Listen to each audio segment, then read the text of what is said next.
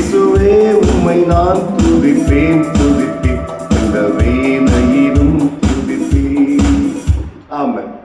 கிறிஸ்துவுக்குள் பிரியமானவர்களே, எந்த காலத்திலும் ஆண்டவரை துதித்து பாடுவது நமக்கு கிடைத்த ஒரு பெரிய ஆசீர்வாதம்.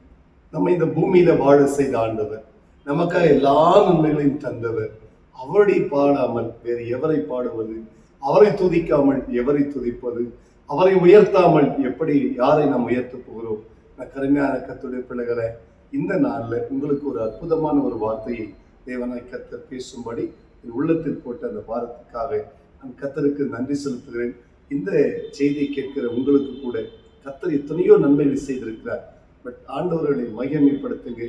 வாழ்க்கையில எண்ணி முடியாத நன்மைகளை செய்த இயேசுவை நீங்கள் மகிமைப்படுத்தி கர்த்தரை துதிக்கும்படி அன்பாய் கேட்கிறேன். பாருங்க, சங்கீதம் 71 அதிகாரத்துல 21வது வசனம் சொல்லுது, என் மேன்மையை பெருக பண்ணி என்னை மறுபடியும் தேற்றுவேன். என் மேன்மையை பெருக பண்ணி என்னை மறுபடியும் தேற்றுவேன். நான் கருமையான கர்த்தருடைய பிள்ளைகளை, நம்முடைய மேன்மையை கர்த்தர் என்ன செய்வாரா? பெருக செய்வாரா?